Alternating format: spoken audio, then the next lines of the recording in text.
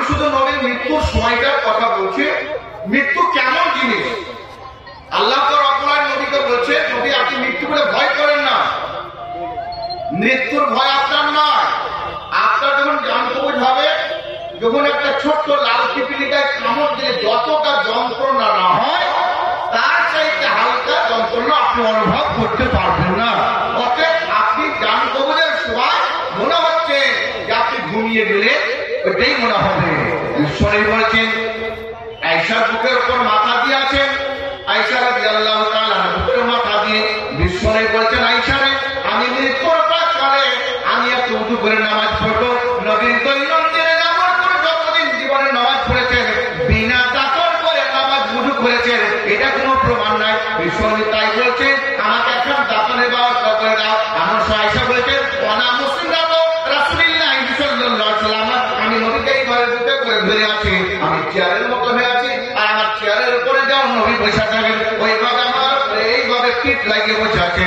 আর আল্লাহ রাসূলের বাড়িতে দাখাল আলাইহি আব্দুর রহমান, নবী বকর আবু বকরের ছেলে আব্দুর রহমান নবীর বাড়িতে আসছেন নবীকে দেখা করতে বা আয়েশাকে বোনকে দেখা করতে। অবিয়াদিহি সাওয়াতুন, আর আবু বকরের ছেলের হাতে একটা জৈতুন গাছের দাতন ছিল, গাছের ডাগাছ থেকে তাজা একটা ডাল ভেঙে নিয়ে আসছেন, এই দাতনটা ঝুলাতে ঝুলেছে। ফানাকা ইলাইহি, বিষ্ণুবী দাতনের দিকে তাকিয়ে আছেন, আর কোন দিকে তাকায় না।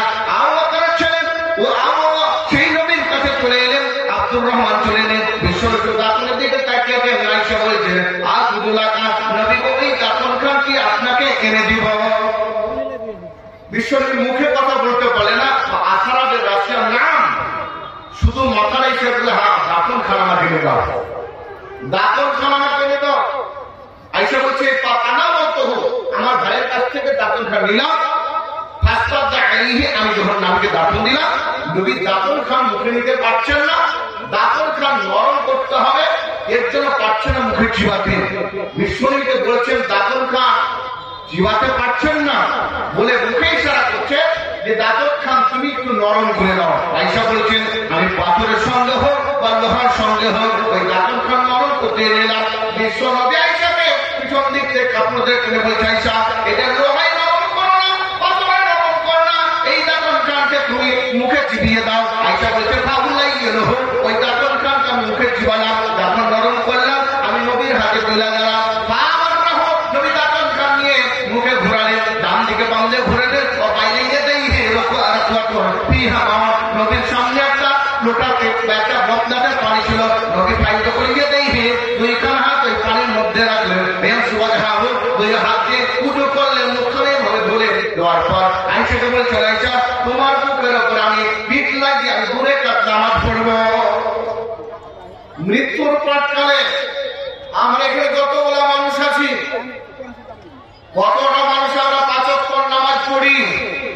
বিশ্বনবীর মৃত্যুর যার আগের পিঠে মা তাকাদ্দামিন দামি ওয়া তাআখারা, আগের পিঠে সমস্ত যার পড়া মৃত্যুর প্রাককালে জ্ঞান হারা অবস্থাও তিনি বলছেন, আয়েশা আমি তোমার কাছে নামাজ পড়ে যাই। আল্লাহ আমার জন্য আসমানের সমস্ত দরজাকে উন্মুক্ত করে রেখেছেন, আল্লাহ বিছানা হাত বিছিয়ে রেখেছেন।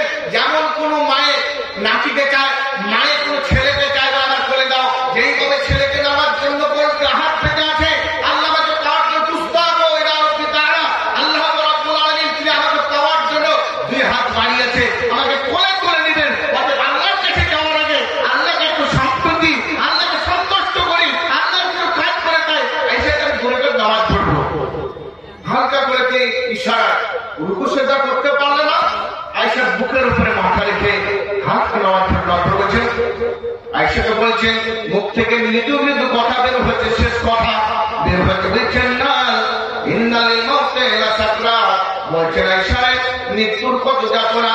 আল্লাহ আমার সামনে একজন ফেরেশতা দাঁড়িয়ে আছে, এই ফেরেশতা আসমান জমিনের সমস্ত ফেরেশতার মালিক, 10 লক্ষ ফেরেশতার মালিক, ওই ফেরেশতা আমার গেটে এসে দাঁড়িয়ে আছে। সেই ফেরেশতা বলছে, শরফুল্লাকা ওয়া খাশাতুল্লাকা, এই ফেরেশতা কোন নবীর কাছে দেখা করতে যায়নি, পৃথিবীর মধ্যে যতই নবী গেছে কোন নবীকে দেখা করতে যায়নি, অতএব এই নবীকে দেখা করার জন্য ওই ফেরেশতা দরজায় দাঁড়িয়ে আছে। জিবরিল এসে বলছেন, নবী গো একজন ফেরেশতা আপনাকে দেখা করার জন্য দাঁড়িয়ে আছে। বলে জিজ্ঞাসা কর কি বলছে, মেহমান এসেছে আমার বাড়ি। ফেরেশতা বলছেন, কাইফা তাদুকা ফেরেশতা দরজা বলছে মুহাম্মদ এখন তোমাকে আমি কি অবস্থায় পাচ্ছি? আল্লাহ রাসূল বললেন ইন্নী মাগমুম, নবী বলেন আমি এখন খুব ব্যতিব্যস্ত আছি, তবে অস্থির আছি। ফেরেশতা বললেন আমার বলছে ইয়া রাসূলুল্লাহ কাইফা তাজিদু, আমি তোমাকে কি অবস্থায় পাচ্ছি? তুই মনে মনে কি অবস্থা? তিনি আসাধ্য মিনাল মামুর, আমি গতকাল যে অবস্থায় ছিলাম তার থেকে আমি কঠিন অবস্থায় আছি। তাহলে মৃত্যুর সময় নবীর কত কষ্ট হচ্ছে, আপনি আমার অবস্থা কি হবে? যেই ব্যক্তি পৃথিবীর মধ্যে সারা পৃথিবীর যেই ব্যক্তি অনুকম্পা সারা পৃথিবীর রহমতুল আলামিন, তার মৃত্যুর সময় যদি এত কষ্ট হয় আমাদের মতো হতভাগাদের কি কষ্ট হবে? বিশ্বনবীকে ফেরেশতা বলছেন, ওই ফেরেশতা বলছে কাইফা তাজিয়া মুহাম্মদ, এই আল্লাহর রাসূল মুহাম্মদ আপনার অবস্থা কি আছে? তিনি বলছেন আসাদু মিনাল মাগমুম, আমি গতকাল থেকে কঠিন অবস্থা আছি। তিনি বলছেন মুহাম্মদ শেষ দেখা করে যাচ্ছি, আমি চলে যাচ্ছি। এই ফেরেশতাটার নাম কেউ বলতে পারবেন? যিনি দরজায় দাঁড়িয়েছিলেন, সারা পৃথিবীর 10 লক্ষ ফেরেশতার তিনি লিডার। শুনেছেন কোনদিন নাম? একজন বলতে পারবেন? 100 টাকা পুরস্কার দিব, বলতে পারবেন? শুনবেন তাহলে? যদি আমি নাম বলি শুনতে শুনবেন? এটা আবার কোনদিন জিজ্ঞাসা করি কাউকে? বলতে পারবেন? যেই ফেরেশতাটা দরজায় দাঁড়িয়েছে সেই ফেরেশতাটার নাম হচ্ছে ইসমাঈল। কি বললাম? ইসমাঈল, নবী ইসমাঈলের নামে না। এই ফেরেশতাকে পৃথিবীর এবং আসমানে যত ফেরেশতা আছে সমস্ত ফেরেশতাদের লিডার। ওই ফেরেশতার অনুমতি ছাড়া প্রথমে আল্লাহর কাছে অনুমতি নেন, তারপর ওই ফেরেশতার অনুমতি ছাড়া পৃথিবীর মধ্যে বিচরণ করতে পারে না, চলাচল করতে পারে না। ওই ফেরেশতা আল্লাহ বলছেন নবী আমি চলে যাচ্ছি, এক্ষুনি আপনার জান কবজ করতে আজরে দাঁড়িয়ে আছে। আজরে যাচ্ছেন, দরজায় ঢুকতে ইয়া রাসূলুল্লাহ আমার রাব্বি, আমার আল্লাহর নির্দেশ আপনার আত্মাকে আমি কবুল করবো, তার জন্য আল্লাহ আমাকে পাঠিয়েছেন।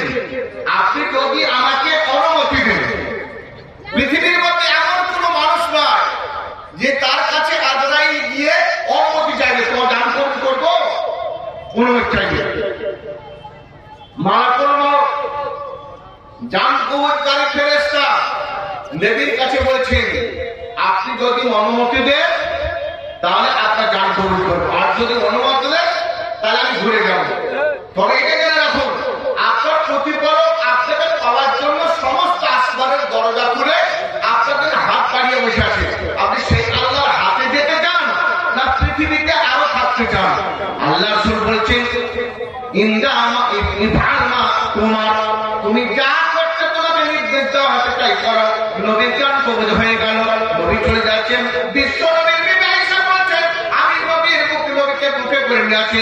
নবী শুধু বললেন ইন্নাল মাউতা লাসাকরাত, বলছেন আয়েশা রে মৃত্যুর কষ্ট কত, মৃত্যুর যাতনা কত, মৃত্যুর তিক্ততা কত, মৃত্যু যে কত ভয়ানক জিনিস তুমি জেনে নাও। এই মৃত্যু যদি আমার অবস্থায় হয় যারা পৃথিবীর মানুষ এত দুর্বল হবে, যারা পৃথিবীর মানুষ গুনাহগার হবে, আমার উম্মত পাপী হবে।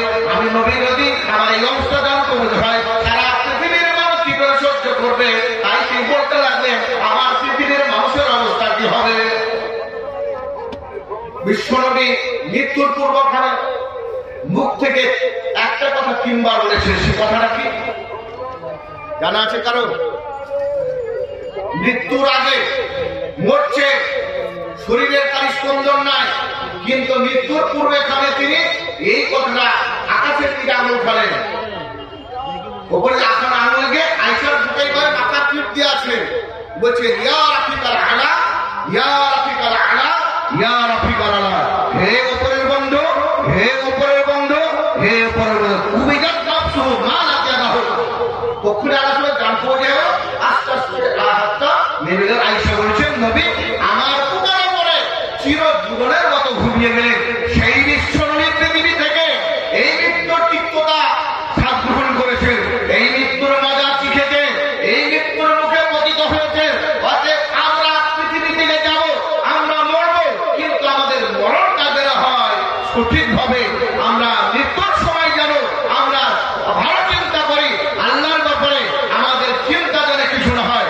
বিশ্বনবী জনাবে মুহাম্মদ রাসূলুল্লাহ সাল্লাল্লাহু তাআলা আলাইহি সাল্লাম কে হাদিসের মধ্যে বলেছেন ওয়া আনাস রাদিয়াল্লাহু তাআলা আনহু, হাদিসটা আনাস বলে একজন সাহাবী, তিনাকে খাদে রাসূল বলা হয়।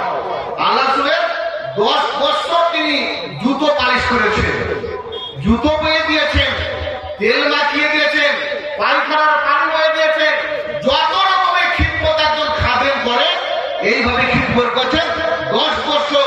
এই ব্যক্তি না হচ্ছে আনাস বিন মালিক, তিনি বিশ্বনবীর কাছ থেকে 2286 হাদিস বর্ণনা করেছেন, 2286 হাদিস বর্ণনা করেছেন। তার মধ্যে হাদিসটা সহিহ বুখারীর 6542 নম্বর হাদিস, 6542 নম্বর হাদিস শুনে বলছেন ওয়া আনাস রাদিয়াল্লাহু তাআলা আনহু قال دخل النبي صلى الله عليه وسلم على شاب وهو في موته।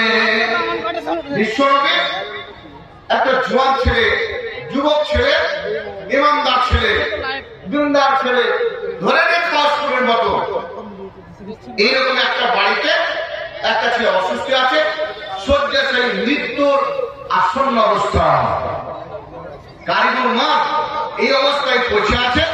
বিশ্বর ছেলেকে দেখা করতে, বিশ্বরে তাকে ডাক করতে গেলে ছেলেটার অবস্থা জানলে তার যুবক ছেলে যাটা বিশ্বরী বলছে ফকালা রাসূলুল্লাহ সাল্লাল্লাহু আলাইহি ওয়াসাল্লাম কাইফা তাজিদুকা, হে যুবক, হে নওজোয়ান, বলো তুমি এখন কি অবস্থায় আছো, তোমার মনের মধ্যে কি বলছে, তোমার আশা কি আছে, তুমি বলো কোন অবস্থায় তুমি বিছানায় শুয়ে আছো বলো।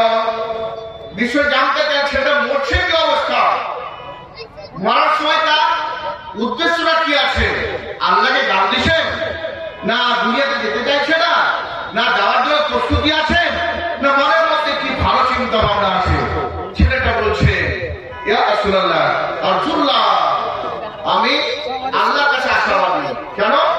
আমি হচ্ছে নেকি করেছি, এমন নেকি করেছি যে আমি মরার পরে পরে আমার জান্নাত হবে, আমার দুনিয়াতে ভালো হবে, দুনিয়াতে মৃত্যুর পরে পরে আমার শরীরের সঙ্গে আনন্দ হবে, ফেরেশতারা আমার নাক দিলে কারাকারি করবে, আমার আত্মার দিলে কারাকারি করবে, এই আশা করে আসি। আর একটা কি বলছে ইয়া রাসূলুল্লাহ, ইয়া রাসূল, কিন্তু আমার মনে ভয় হচ্ছে ইন্নী আল্লাহ ওয়া আখাফু যুনুবি, বলছেন নবী গো আমি তো আল্লাহর কাছে আশা করে আছি নেকি পাবো, আমি তো মরে গেলে পরে জান্নাত যাব, কিন্তু আমার ভয় হচ্ছে ওয়া ইন্নী আখাফু যুনুবি, আমি হয়তো জীবনে কোনো গুনাহ করেছি, আমার গুনাহর ব্যাপারে আমার আশঙ্কা হচ্ছে, আমার ভয় হচ্ছে আমার গুনাহ যদি নেকির চাইতে বেশি হয়ে যায় হয়তো আমি জাহান্নামে চলে যাব। এই গুনাহটা আমার দ্বারাই কতটা হয়েছে এর মাপটা কি আমার জান্নাত, এই জন্য আমি আশঙ্কিত অবস্থায় আছি। কয়জন চিন্তা করি আমরা, আমরা আজকে সকাল থেকে নিয়ে রবিবার সকাল থেকে নিয়ে সন্ধ্যা সূর্য ডুবা পর্যন্ত, সূর্য উদিত থেকে নিয়ে সূর্য ডুবা পর্যন্ত কতটা গুনাহ করেছি কেউ চিন্তা করেছেন? কারো মনের মধ্যে পরিকল্পনা হয়েছে, মনের মধ্যে চিন্তা ভাবনা হয়েছে আমি আমার কতটা গুনাহ হলো। সে একটা বাচ্চা ছেলে বলছে ইন্নী আখাফুল্লাহ, আমার ভয় হচ্ছে গুনাহে, আমার গুনার ব্যাপারে আমি কতটা গুনাহ করেছি, এর জন্য হয়তো আমাকে জাহান্নামে যেতে হবে। ঈশ্বরের সুসংবাদ জানাচ্ছে এই বাচ্চার কথা শুনে, এই বাচ্চা আল্লাহর উপর আশা করে আছে আমি জান্নাত যাব, আমি মরছি, আমি জান্নাতের রাস্তায় মরছি, আমি মরছি আল্লাহর ব্যাপারে ভালো চিন্তা ভাবনা করে মরছি, আমার মৃত্যুটা হবে ইমানদারের মৃত্যু, অতএব আমার মনে ইমান ছাড়ার কিছু নাই, তবে আমার গুনাহ হয়তো আছে, এই জন্য ভয় করছি। নবী বলছেন লা ইয়াসমা'আনি ফি কলবি আবদি ফি হাদাল মিসল মাওয়াতি, বিষ্ণু বলছে তুমি যেই কথা বললে এই কথার ভিত্তিতে বলছি, জেনে রাখো যার মধ্যে ঈমান আছে, আল্লাহর কাছে আশা করেছে জান্নাত পাবো, ওই ব্যক্তির দ্বারাতে আর কখনো গুনাহ হতে পারে না, ওই ব্যক্তির গুনাহ হবে না। যেই ব্যক্তি জীবনে মনে করে যে আমি জান্নাত যাব, আমার জান্নাতের আশা আছে, জান্নাতে প্রবেশ করব, ওই ব্যক্তির মধ্যে জান্নাতের কাজ আর জাহান্নামের কাজ দুটো জিনিস এক জায়গাতে একত্রিত হতে পারে না। তোমার যে কথার উপর ভিত্তি করে আমি নবী বিধান করলাম তুমি জান্নাত যাবে, তুমি জাহান্নাম যাবে না, যদি তুমি জাহান্নাম যাও তাহলে তোমার কথা মিথ্যা হয়ে যাবে। অথবা বিষ্ণু বললেন ইয়ারজু মিনহু মিম্মা আরজা, তুমি ওই আশা করেছো সেই আশা তোমার পূরণ হবে, ও আমার মিম্মা আখাফা, আর তুমি যা ভয় করেছো সেই ভয় থেকে তুমি দিনের পর। অতএব তুমি জান্নাত যাবে, তোমার মৃত্যুটা ভালো মৃত্যু হবে, তোমার মৃত্যু হবে আনন্দের মৃত্যু।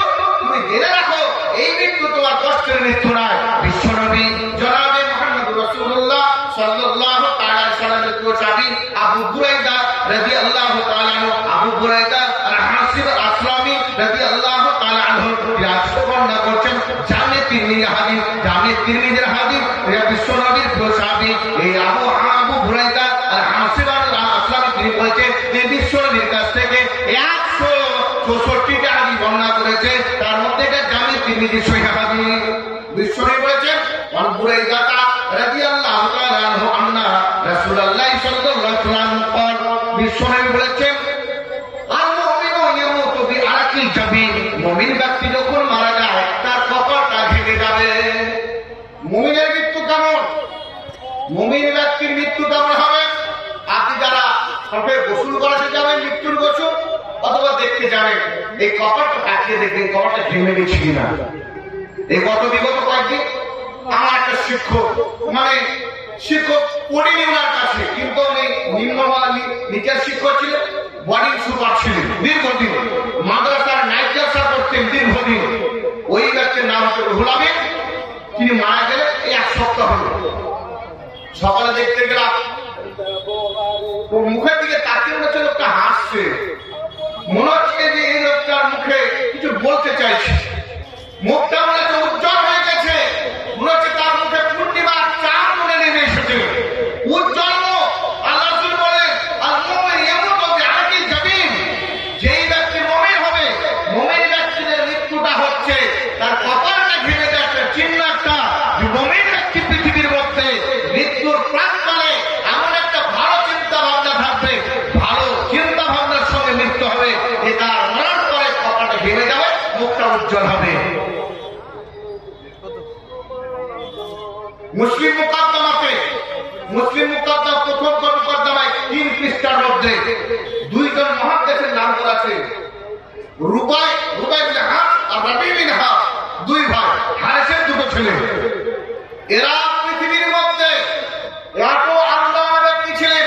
রুবাই যখন মারা গেলেন তাকে কাফন নাকে ধোয়াচ্ছে খাটের উপরে, তক্তার উপর ধোয়াচ্ছে, আর সেই তাবাসসুম হয় মৃদু হাসি, ইসমাইল হাসি, মুচকি হাসি, যে ধোয়াচ্ছে মনে কাছে কথা বলছে, হাসছে মুচকি, মৃত্যুর আশা হাসছে, মনে হচ্ছে কোনো বন্ধুর দিকে তাকিয়ে হাসছে, ছোট বাচ্চা যখন মায়ের দিকে তাকিয়ে হাসে, মা ছেলের দিকে তাকিয়ে হাসে, কোনো প্রেমিকার দিকে তাকিয়ে হাসে, যখন কোনো বন্ধু বান্ধবীর দিকে তাকিয়ে হাসে, ওই 2 ভাইয়ের লাশ যখন ধোয়াতে খাটের ওপরে, তারা ওই ধোয়াতে তাদের সঙ্গে রয়েছে, সামনাসামনি হাসছে, কথা বলবে। পৃথিবীর মধ্যে বিরল ঘটনা, মৃত্যুর পরে খাটের ওপরে যাদের লাশ ভেঙে গেল, তারা পৃথিবীর মধ্যে কখনো হাসেনি, পৃথিবীর মধ্যে মৃত্যুর ভয় করেছে, পৃথিবীর মধ্যে তারা কখনো জীবনে হাসি মুখ কাউকে দেখানি। মৃত্যুর পরে তারা খাটের ওপরে হাস হেঁটে, সারা পৃথিবীর মধ্যে বিরল ঘটনা। ভাইরা বন্ধুরা, আমরা কেমন হয়ে মরতে চাই? আমরা নর্দমায় করে মরতে চাই, কুৎসিত অবস্থায় মরতে চাই, অ্যাক্সিডেন্ট হয়ে মরতে চাই, কিভাবে মরতে চাই, কোথায় কিভাবে মৃত্যু হবে আমরা কেউ জানি না। তবে নবী বলেন খুদাতুল মউত আজরাতুল আসিফ, বিষ্ণু বলে হঠাৎ মৃত্যু এটা একটা দুঃখের মৃত্যু, হঠাৎ মৃত্যু এটা দুঃখের মৃত্যু। কেন? রাস্তায় গেছেন আপনি, কারো কাছে 1 লাখ টাকা পাবেন, আপনার কাছে মাদ্রাসার টাকা সংরক্ষিত আছে, 10,000 20,000 1 টাকা থাকাছে, আপনার রাস্তায় যেতে অ্যাক্সিডেন্ট হয়ে মারা গেলে আপনি টাকার খবরটা মাদ্রাসার খবরই নিতে পারলেন না।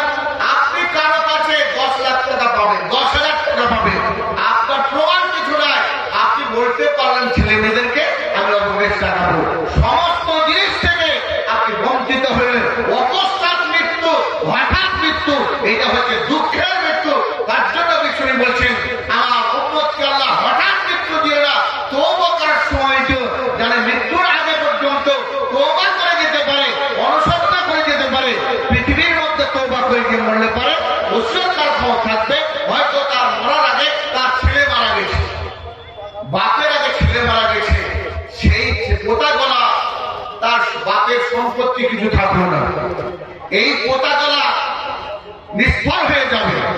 দাদু যেন ওই অবস্থায় বেঁচে থাকে, ওই পোতাগলার জন্য 1/3 মালের যেন ওষুধ করে দিতে পারে, যে আমার ছেলে তবে মারা গেছে, আমার আগে আমার ছেলে কিছুই পাই নাই, তার পোতাগলা মাহরুম হয়ে যাবে।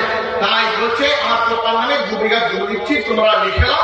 অন্য ছেলেকে বলছে যদি হঠাৎ মৃত্যু হয়ে যায়, দাদু যদি হঠাৎ মারা যায়, ওই পোতাগলা শেষ হয়ে যাবে, নষ্ট হয়ে যাবে। আল্লাহ বলছে ওসিয়ত করার সময় তো আল্লাহ তুমি দেওয়ার উম্মতের হঠাৎ তুমি মৃত্যু দিও না, তারা পৃথিবীর মধ্যে যেন তওবা করার, অনুশোচনা করার সুযোগটুকু পায়, এইভাবে তাদের মৃত্যু দিও। বিশ্বনবী জনাবে মুহাম্মদ রাসূলুল্লাহ সাল্লাল্লাহু তাআলা আলাইহি সাল্লাম বলেছেন, হে পৃথিবীর মানুষেরা তোমরা শুনে রাখো, আর আবি হুরায়রা রাদিয়াল্লাহু তাআলা আনহু قال رسول الله صلى الله تعالى عليه وسلم لا يتمنى احدكم الموت من ضر اذا اصابه। বিশ্বনবী বলেছেন, হে পৃথিবীর মানুষেরা তোমরা কখনো মৃত্যুর কামনা করো না কোন বিপদের কারণে।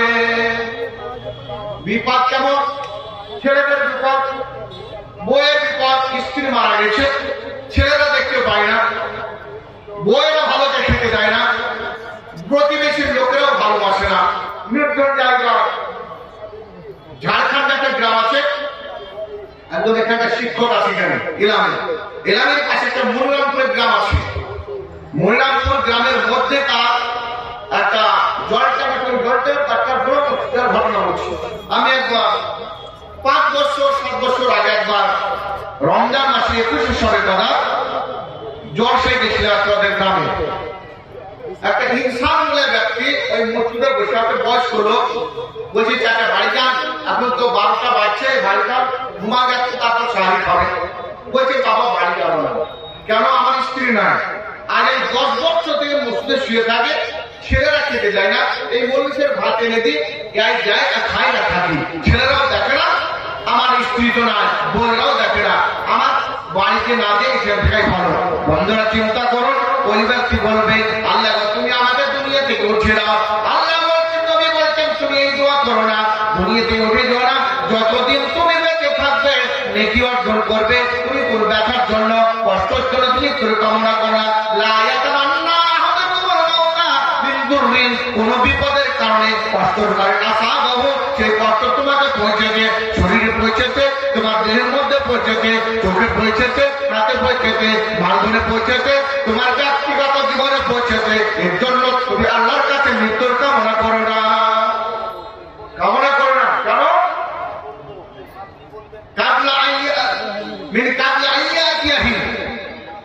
কেন এই মৃত্যু আসার পূর্বে তুমি তোমার তো মরতে হবে, তোমার একটা নির্দিষ্ট সময় আছে, এর আগে তুমি মৃত্যু কামনা করো না। কেন? ইন্নাহু ইযা মাতা, ওই কামনা কারণ করে যদি তোমার মৃত্যু হয়ে যায়, তাহলে ইনকাতা আমালুহু, তোমার আশা, আলিফ বিন লাম, আমাল করা এটাকে আশা, আর আমাল মানে কর্ম, এটা আমার আলিফ বিন বলছে ইনকাতা আমালুহু। তুমি পৃথিবীর মধ্যে একটা বড় আশা করেছিলে, আমি একটা মোটরসাইকেল কিনবো, আমি একটা 4 চাকা কিনবো, একটা সুন্দর বাড়ি তৈরি করবো, আমার একটা ছোট্ট ছেলে আছে, বিয়ে দিয়ে সুন্দর একটা বৌমা দেখবো, এরকম তুমি আশা করেছিলে। তুমি মৃত্যুর কামনা করছো, ইনকাতা আমালুহু, তোমার আশা নষ্ট হয়ে যাবে, তোমার আশা ভঙ্গ হয়ে যাবে, তোমার আশা বিনষ্ট হয়ে যাবে, তোমার ভালোবাসা বিনষ্ট হয়ে যাবে, সব নষ্ট হয়ে যাবে। বিষ্ণু বলছেন শুধু তাই নয়, ওয়াইন্নাহু লা ইয়াজিদুল মুমিনা উমরুহু ইল্লা খায়রা। বিষ্ণু বলছেন, হে মুমিন ব্যক্তিরা শুনে রাখো, তোমার পৃথিবীর মধ্যে বেঁচে থাকাটা তোমার তোমার জীবনের জন্য কোনো কাম নাই। তুমি দেখতে অনেকদিন থাকবে বলে তুমি বেশি বেঁচে থাকবে, অনেকদিন বেঁচে থাকবে বলে তোমাকে বড় বলবে, তোমার বয়স বেশি বলবে, এটা তোমার আসল কাম নয়। লা ইয়াজিদুল মুমিনা উমরুহু ইল্লা খায়রা। যতদিন তুমি বেঁচে থাকবে ততদিন তোমার নেকিতে বৃদ্ধি হবে, যতদিন বেঁচে থাকবে তোমার ভালো কর্ম হবে, খাতায় নেকি লেখা হবে। তুমি পৃথিবীর মধ্যে থেকে একজন গচ্ছিত সম্পদ নিয়ে, গচ্ছিত নেকি নিয়ে আল্লাহর কাছে উপস্থাপন করবে। এই জন্য তুমি পৃথিবীর মধ্যে মৃত্যুর কামনা করো না। বিশ্বনবীর নিজের সালাত আব্দুল্লাহ বিন উমর, উমর হচ্ছেন শ্বশুর আর আব্দুল্লাহ হচ্ছেন নবীর শালা। তিনি হাদিসটা বর্ণনা করেন ইবনে উমর রাদিয়াল্লাহু তাআলা আনহু।